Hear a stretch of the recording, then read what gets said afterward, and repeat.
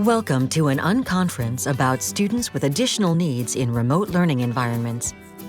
Produced by Benetech, Bridge Multimedia, and CAST, with support from the U.S. Department of Education, Institute of Education Sciences, and the Office of Special Education Programs. Ideas that work.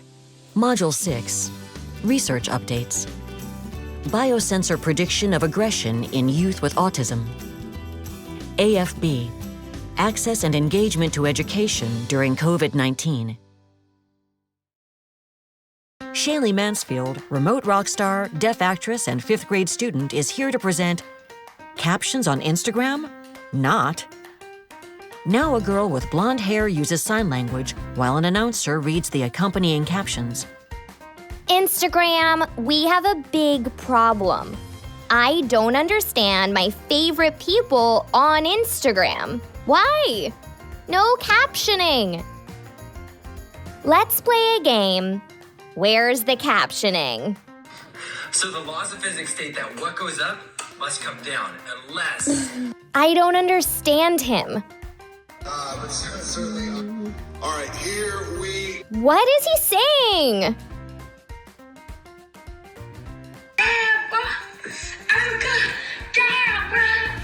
I can't ask questions. But, Certainty, belugas and female belugas. It's called Ultra, which teaches you hello class. Oh, I'm doing. I want to thank you. I want to see. Work like there's a list for her. The head of Instagram. Top of mind right now, though, is definitely the cities that are... Whoa, that went over my head. Am I the only one? No. There are over 400 million deaf and hard of hearing people worldwide. Instagram, time for automatic captioning. Knowledge is power. Captioning is power. To humans, please share this video. Love, Shaylee Mansfield. Hashtag InstaCaptioning. Our next track is titled Research Updates. Please welcome Dr. Matthew Goodwin, Professor of Biomedical Informatics, Harvard Medical School. Dr. Goodwin's presentation is titled Biosensor Prediction of Aggression in Youth with Autism. Hello, my name is Matthew Goodwin from the Computational Behavioral Science Lab at Northeastern University, giving a lightning talk on biosensor prediction of aggression in youth with autism. This work is carried out with colleagues at the Northeastern University, University of Pittsburgh, and the Maine Medical Center. So some clinical background, why aggression and why autism. Aggressive behavior can isolate youth with autism from foundational, educational, social, and familial activities. As many as 2/3 of youth with autism display aggression, which is one of the primary reasons they use behavioral healthcare services. Aggression can present imminent safety risks for the individual and others in the environment, and families report that aggression increases their stress, isolation, and financial burden, and decreases available support options for their children. Aggression is particularly impairing and treatment refractory in the 30 to 40% of youth with autism who are minimally verbal. Their inability to self-report distress can lead to behaviors that seem to occur without warning, sometimes long after any observable trigger. Here's a testimony from a mother of a young man with autism, Ryan, wherein she says, due to his inability to manage his emotions and communicate, he attacks us when he becomes agitated or stressed. This behavior is very unpredictable and often occurs with little to no warning signs. It has happened in our home, his school, in the community, and sometimes while driving a car. It is so bad that we can no longer safely live in our home with Ryan. The hypothesis and objective of the present study is that physiological arousal precedes aggressive behavior. Our objective is to test whether proximal onset of aggression can be predicted from preceding physiological signals using wearable biosensors and machine learning algorithms. The participants in this study include 20 ADOS2 confirmed, behaviorally unstable, minimally verbal youth with autism in the Developmental Disorders Unit at Spring Harbor Hospital in Portland, Maine. The sample on average was 11 years old, 75% male, 95% Caucasian, 90% non-Hispanic, with a mean nonverbal IQ of 66, wherein 65% met criteria for an intellectual disability and showed clinically significant scores on the caregiver-rated aberrant behavior checklist irritability subscale. We employed the E4 biosensor by Empatica. This is a shockproof and waterproof sensor that is worn on the wrist and wirelessly records heart rate and heart rate variability derived from blood volume, pulse, and interbeat interval data via photoplasmography. It records electrodermal activity, which is a measure of emotion-related sweat and movement acceleration or physical activity using a 3-axis accelerometer. So collectively, the sensor enables you to record cardiovascular, electrodermal, and physical activity in an untethered way. Over the course of data collection for these 20 participants while wearing the E4, we conducted 69 data collection sessions totaling 87 hours, wherein we observed 548 total aggressions, with a mean and standard deviation of aggression frequency of 27 on average per session that lasted on average 32 seconds per episode. Using support vector machines and time series data from the E4 biosensor, in these 20 individuals, we were able to predict aggression 3 minutes into the future using 1 minute of previous data with 98% accuracy. Currently, we are continuing this work to assess the generalizability of our results in a larger independent sample of youth with autism. This includes 80 participants worth of data collected thus far from 3 separate clinical inpatient sites.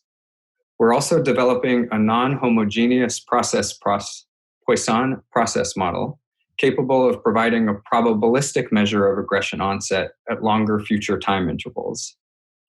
And we're working on discriminating aggression to others versus self-injurious behavior versus perceived emotion dysregulation without aggression, what we might call a multi-class prediction evaluation. We are also underway developing assistive technology prototypes to see if we can push real-time aggression risk predictions via Wi-Fi or Bluetooth to a mobile phone, where we can display a risk alert on the mobile application when indicated. This would enable caregivers to monitor these alerts and initiate de-escalation or emotion regulation interventions before aggression occurs, wherein we can assess the efficacy of these alerts, facilitating de-escalation and/or emotion regulation interventions through a randomized clinical controlled trial. We've published 5 papers to date on this work. I provide the references here for those who are interested in reading more.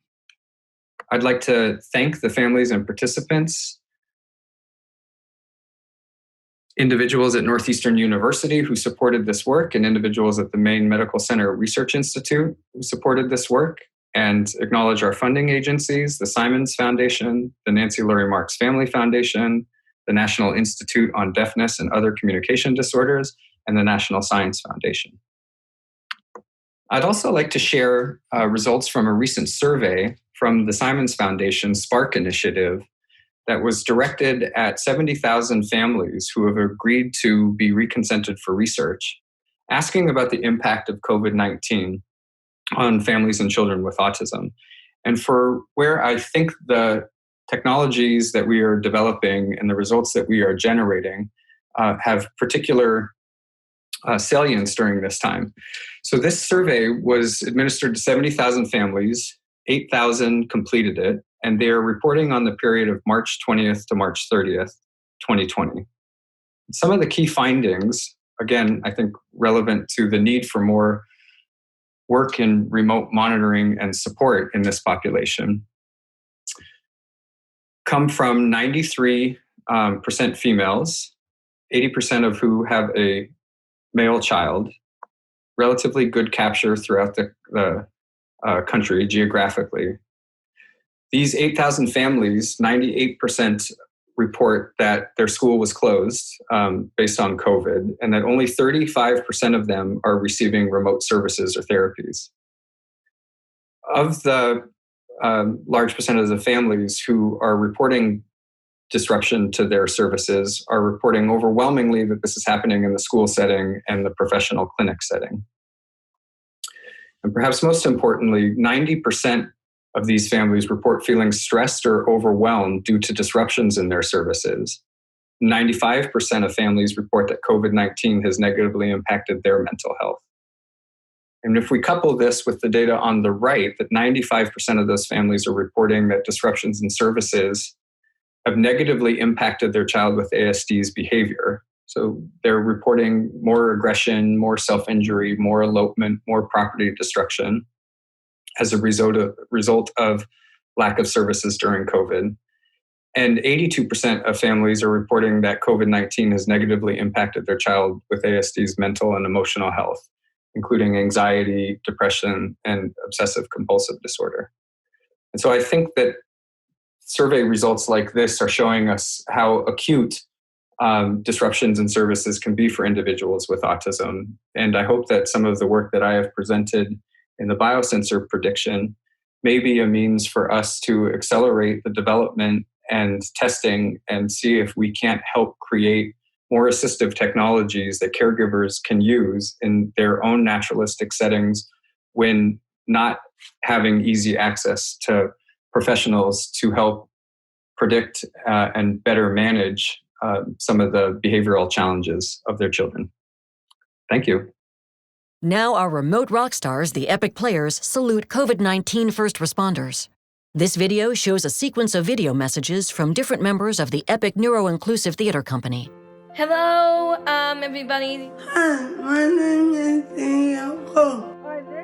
Yasha. Hi, my name is Kim. Hi, I'm Winnie Blythe. I'm a member of EPIC Players. As the world faces a global pandemic, there are millions of people I would like to thank. All the first responders. All the healthcare and essential workers for all their hard work. The nurses. The doctors. Thank you so much. Doctors, nurses, EMT workers. The doctors and the nurses that I grew up with. And a shout out to my healthcare team and all their hard work. And I would also especially like to thank Dr. Dan. Dr. Dan, and the rest of the doctors. Go healthcare. I want to salute all the first responders. Firefighters, police officers. Cops, firemen, the Navy. Especially one special NYPD, Raul. I am also thanking the firefighters because you take such good care of people. Thank you to all the people who work in the stores. All the people who are working at grocery stores, Costco's. Drivers, Uber drivers, Meals on Wheels. All you postal workers, mail delivery people. Teachers. And teachers like my friend Roberta. Grocery clerks and everyone else who's getting us through this epidemic. I also want to say thank you to all the doctors and nurses who work at hospitals and nursing homes. People who work in hospitals, clinics, and healthcare facilities. Especially my sister Rachel. And also my co-workers from Brightview. And Katie as well for their help. I want to thank you so much for keeping us safe through all times. If that means there's sacrifices you're making with your family. And I especially like to thank Governor Cuomo for helping us all get through this very difficult time. Thank you, essential healthcare workers. For helping us in our country and around the world. For bravely risking your lives to save others during this period of the coronavirus. You are courageous heroes. And those lost their loved ones, to their families, please accept my condolences. And everyone else who's had to work during this difficult time, I know how scary that must have been for you.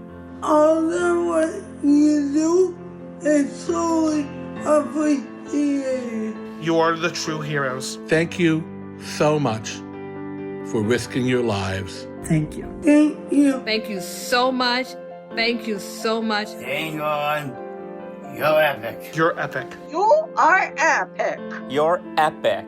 You all are epic. You're epic. You are truly epic. You're epic. I love you guys so much. Text, thank you. Stay strong. You're epic.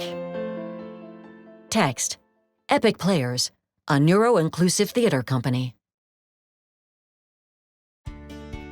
Next on our research updates track, let's welcome Dr. L. Penny Rosenblum, Director of Research, American Foundation for the Blind. Dr. Rosenblum discusses her current research, access and engagement to education for students with visual impairments during COVID-19. Hi, I'm Dr. Penny Rosenblum, and I'm the Director of Research at the American Foundation for the Blind. Today I'm talking about the Access and Engagement Survey, which focuses on education of children with visual impairments, their teachers of students with visual impairments, and their orientation and mobility instructors. Now, the survey came about because on April 3rd, 2020, AFB, along with 14 other organizations and companies, launched the Flatten Inaccessibility Survey, which focused on how COVID-19 is impacting the lives of adults with visual impairments. When that survey launched, my colleague, Dr. Tina Hertzberg at the University of South Carolina, upstate, reached out to me at the American Foundation for the Blind and asked if we could do a similar survey to focus on education for students with visual impairments. I'm pleased that AFB, University of South Carolina, upstate, and 17 other organizations, companies, and universities came together in a very short time to launch Access and Engagement on April 22nd, 2020. The survey closes on May 13th, so can't really share any data with you, but I can tell you that we anticipate having at least 1,700 usable surveys from families and professionals in Canada and the United States. When somebody enters the survey, they have a choice of using English or Spanish as their language for the survey. Families who have a child who is birth to 3 years of age answer questions about that child's early intervention services. How have those services changed as a result of COVID-19? For example, is somebody now not coming to their home? Is there a change in where they take their child for services? Are they having less or more communication with professionals working with their family? What about the IFSP, the Individualized Family Service Plan? Are they overdue for a meeting? Was that meeting held virtually, which was a new experience for the family? So we want to learn about the family's experience. We also want to know if the family is concerned about the child's developmental progress as a result of either services stopping or decreasing or changing. So we explore that as well.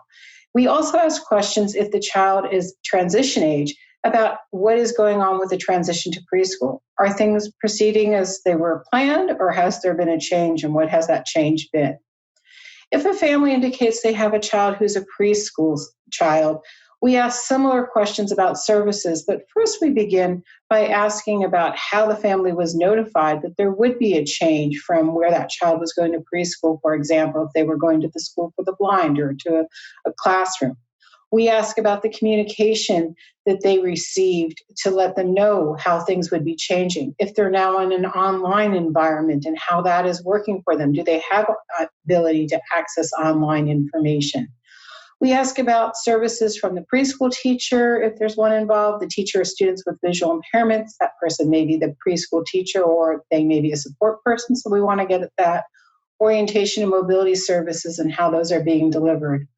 We also ask about whether the family is receiving lesson plans, and if they are, do they need to upload documentation, whether it's a video or something that the child makes, to show that the child has done the work? And how is that impacting the families? Are they finding that helpful? Or are they finding it stressful? Next, families or the person doing the survey is asked about school-age children. So if they're a family member of a guardian of a child kindergarten through the end of school, whether that's high school graduation or aging out of special education, we want to find out how things are going there. So similar to the preschool child, we want to know when the decision was made to stop having children attend school. How was that communicated? Did the child have all the materials at school now at home? And if not, how is that impacting the child? How are services being delivered, if at all? Is the child receiving packets of paper? Are those accessible? Are they meeting with teachers online? If there are videos for them to watch, are those accessible? What kind of communication is the family having with the teacher or students with visual impairment or the O&M instructor? We also want to know about transition for the child. So perhaps this is a child who is getting ready to go from elementary to middle school, so anticipating a new school environment for the fall. How is that transition progressing, if at all? What barriers have they experienced around that transition? Families are also asked to talk about communication. So do they feel like they're having the same amount, less, or more communication with the child's teacher during these challenging times? The next section of the survey is for professionals. So we may have a family member who says, yes, I'm a family member of a child who's a preschooler, and then they get to the section about professionals, and they're also professionals. So we want to make sure that if somebody's in both roles, they have the opportunity to share. So if somebody is employed as a teacher or students with visual impairment, an orientation and mobility instructor, and or in the dual role for the 2019-2020 school year, they're asked to complete this section of the survey. And in this section, we want to know whether or not they're currently working during the COVID-19 pandemic. If they are working, we have more questions, obviously, than if they're not, but we still want to know about how the transition was made. How much lead time were they given? Were they able to take the materials home with them that they need? Did they receive any training from their school or district on how to deliver online education if they're doing so? How are they getting Braille materials to their Braille students if they have any Braille students on their caseload? What about providing supports to families whose children have multiple disabilities or deaf blindness, and the child's actually not going to be logging into the online system? So we have a lot of questions for the professional. As far as orientation and mobility instructors go, we ask a series of questions about how they're providing instruction to young children or children with multiple disabilities or deaf blindness, or beginner travelers. How are they providing services to students who are learning routes around the school, for example, or the neighborhood? Thinking about students who are in small business areas learning to travel, or ones using public transportation. So we provide a list of potential ways the professional may be delivering the service and ask that O&M instructor to let us know what of these options they're using. We ask instructors and teachers of students with visual impairments to provide information about their level of support that they're feeling like they're receiving. We also ask them about how they're balancing if they have children at home, working from home, and at the same time, their own family. So we have a lot of questions to help us really understand how COVID-19 is impacting education, both from the family guardian perspective and from the professional perspective. Now, once these data are collected, which we anticipate being May 13th, we'll close out the survey. We have a great survey analysis team. We have Dr. Paola Chanes-Mora at the American Foundation for the Blind with me. Dr. Tina Hertzberg, as I mentioned, was the individual who came up with that idea for the survey. She's at the University of South Carolina Upstate. We have Dr. Tiffany Wild at Ohio State University, who is also involved in developing the survey. Dr. Catherine Botsford will be assisting with the data analysis as a consultant for the American Foundation for the Blind. And Rhett McBride, who is a doctoral student at the University of Georgia, will also be joining us. So our plan is to clean the data, go through it very carefully, and take a look at what trends we see. How is education being delivered to our students? What are the successes? What are the challenges? And how can we, as a field, come together to ensure that students with visual impairments, not just during this pandemic, but at other times when there are challenges, are receiving access to and engagement in education? It's going to take us a while to get those data up on our website. The website for this study is accessengagement.org. unconference.com. We have a page for results, and we'll be posting results throughout the month of June of 2020. We anticipate writing a report that will be available to the organizations that are behind the study and the companies and universities. We hope to have some manuscripts prepared. And when we all get back to meeting live for conferences, some conference presentations, if not, will continue to be in the virtual world. So our plan is to really disseminate these data widely so all of us can have a better understanding of how education is impacted by the COVID-19 pandemic. Appreciate your interest today in learning more about this topic. Very open to ideas and suggestions, so please feel free to reach out to any of us on the research team if you have a way that we can look at the data differently. So the data team is very excited about the work we are getting ready to undertake. If you have any suggestions for us on how we can approach data analysis or look for funding, we're very open to those ideas. We appreciate how many people have responded to the survey. So if you're one of the individuals who did, thank you so much for taking the time. And we wish all of you much safety during these challenging times. Thank you. Now, one of our remote rock stars, Dr. Glenda Winfield from Jackson State University, Mississippi, talks about finding work-life balance in the COVID-19 era. Hello, I'm Dr. Glenda Winfield, Assistant Professor in the Department of Special Education at Jackson State University, Jackson, Mississippi. I'm here to talk with you about how to deal with the situations that we're in that are so foreign to us during this COVID-19 pandemic. You find the work-life balance in this COVID-19 era by, first of all, breathe. What I want you to do is literally breathe and figuratively breathe. Relax and understand that you have more talent than you ever imagined. Now, one of the things that you need to do is take some of those skills that you learned and establish routines. Be consistent with what you do and modify your schedules as needed.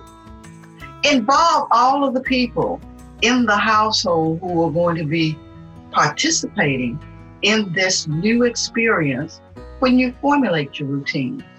Next thing you want to do is post your events and the schedule in some place prominent in the house, particularly where the activities are going to occur. Now you want to go and be flexible because life is full of twists and turns and surprises, and we must be able to adjust. I'm reminded of a situation when I was learning to swim. How to float on your back. The only way you can float is to relax. So relax.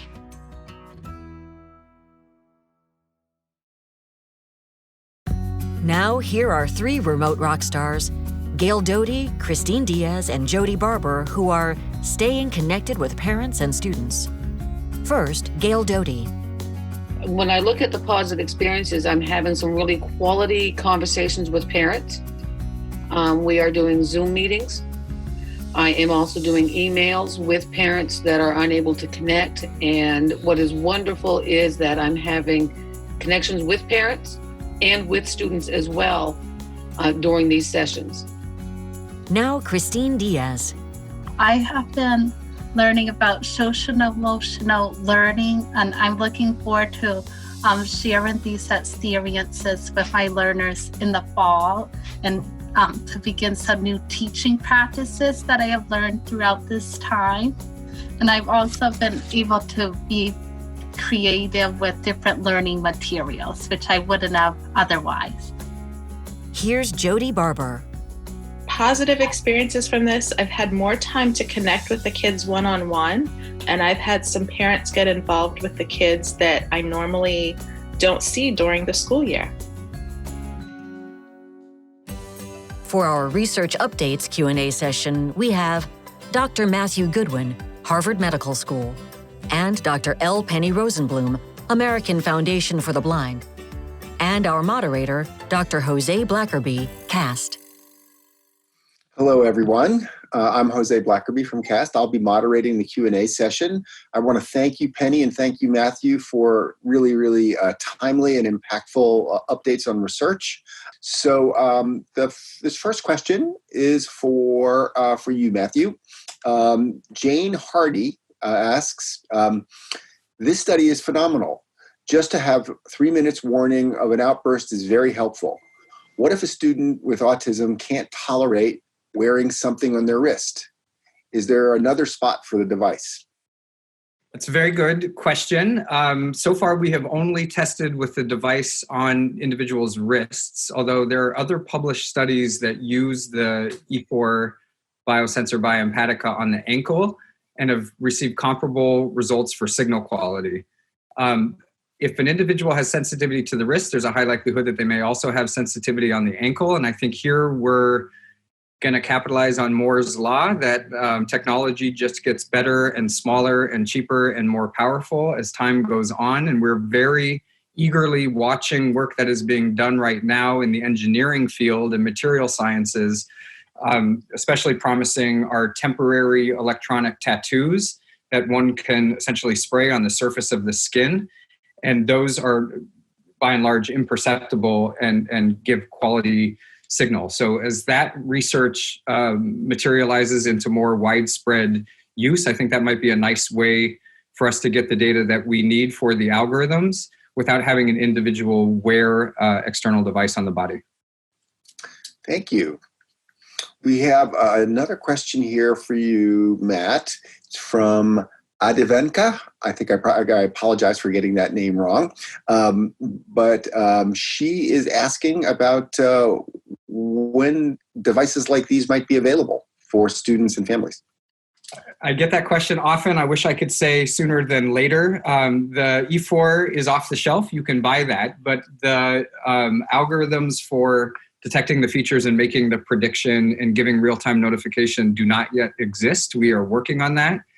I am eager to see this available to end users who would like it, but I really want to be sure that we have tested it for safety and efficacy before it is released. The good news is that given the high demand I've received from caregivers, parents, and clinicians, we're also exploring commercial partnerships so that as our research shows that there is safety and efficacy, we can quickly try to convert this into a publicly available product. So I wish that day could come sooner than later, but I think the testing needs to be adequate first. And when that's finished, I will very much broadcast that this technology is available, and hopefully we can get it to the people who need it the most, the quickest. Great. Let's see. So there is another question for you, Matt, from Karen. Dr. Goodwin, did your research look at any correlation between aggressive behavior and access to speech therapy / AAC technology? So we have not. We do, though we oversampled for individuals who are minimally verbal because we think that they may have a more difficult time regulating and expressing emotion. But I don't know about their access to AAC. It's a very good question, and it's one that we may be able to follow up on post-discharge. So to be very clear, the participants that we are collecting data from are in a psychiatric inpatient hospital. So we only really have information about them over the period of their length of stay. But subset of those families have agreed to be recontacted for research. And so those are follow-up questions that we could pursue. It's a nice suggestion. Great. So we don't have any other questions in the Q&A box at the moment, but if you have them, please go ahead and put them in there and we will respond to them. While we're waiting for that, I thought maybe we could discuss. Both of you actually reported on, well, in your case, Matt, you reported on some research from I forget the name of the foundation that was looking at the service. The Simons Foundation and the Spark Survey, correct? Yeah, about the loss of services and so on. And Penny, you're working on that. I think I would like just, I was struck, Matt, by the data, like by the starkness of the data. I think it's something similar to the health data and the economic data that we see now, that, that the numbers are shocking, right? That they're much, much worse than we ever would have thought. 98% have a disruption in service according to that survey. Only 35% are getting remote solutions, and over 90% mental health issues, both on the part of the parent and the child as a result of that disruption. Seems to me that should be a call to arms for more remote monitoring, consultation, and outcome assessment. Yeah. And Penny, what are you hearing, absent the survey results, about that issue for students with visual impairments? We're definitely hearing anecdotally through talking with other organizations that teachers of students with visual impairments and orientation and mobility instructors in some places are being told that they can't even deliver services to students. And that when students are in public school classrooms, teachers are, pre-recording videos that aren't accessible to students, and our teachers of students with visual impairments are struggling to connect with those general ed teachers to talk about accessibility, to see, hey, what can we do here?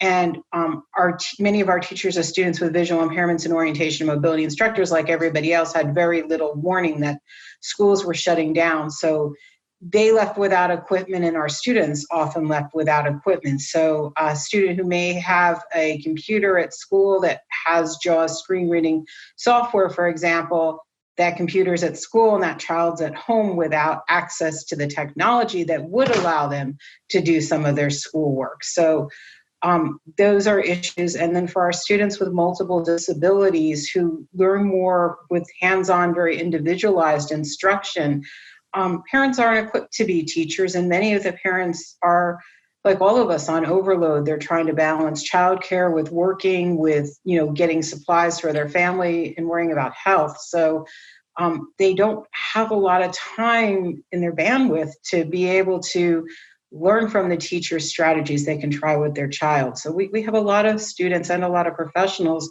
who don't have the resources they need to be able to continue education effectively. So I have a question for both of you, and you'll have a minute to answer it.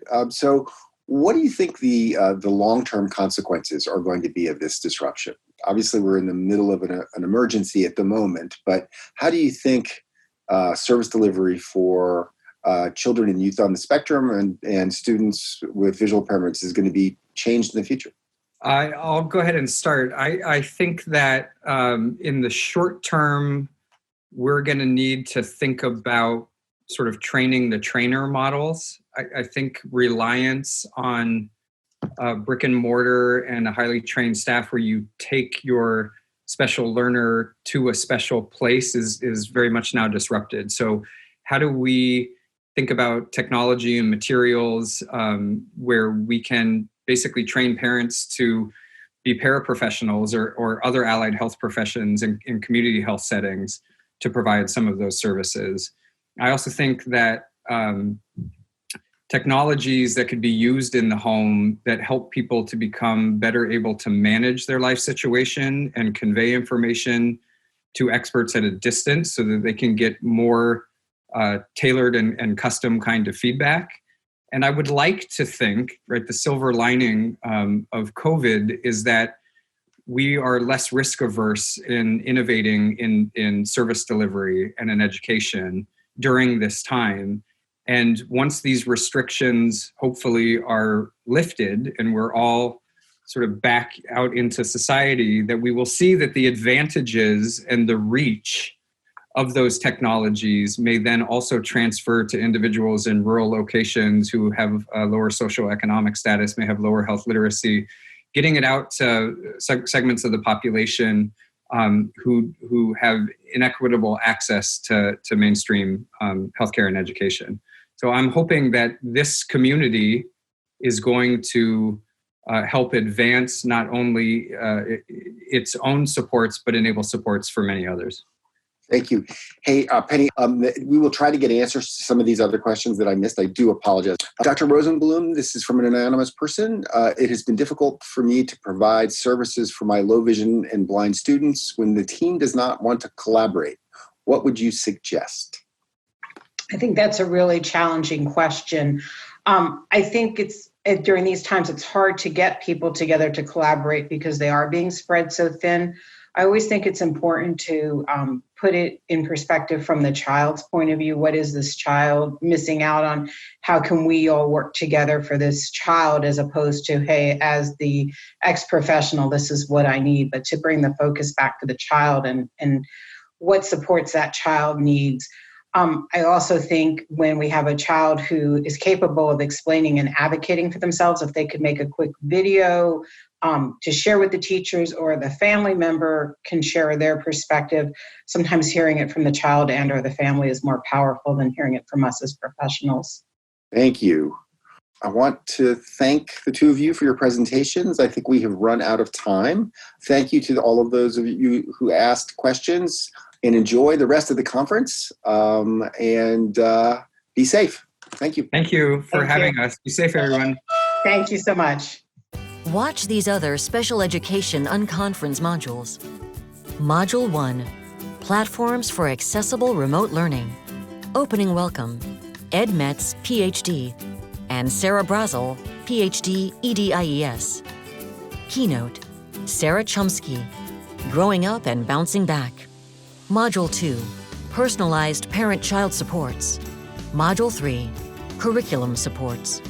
Module 4, Math During COVID-19. Module 5, Adapting for Disabilities. Module 7, Reaching Complex Students Through Collaboration on Distance Education. Module 8, EdTech Vendors Forum. Module 9, Closing Keynote, Richard Ellenson, What Have We Learned About Learning? Closing comments, Tara Corshane, EDOSEP, and Kristen Kane, HHS.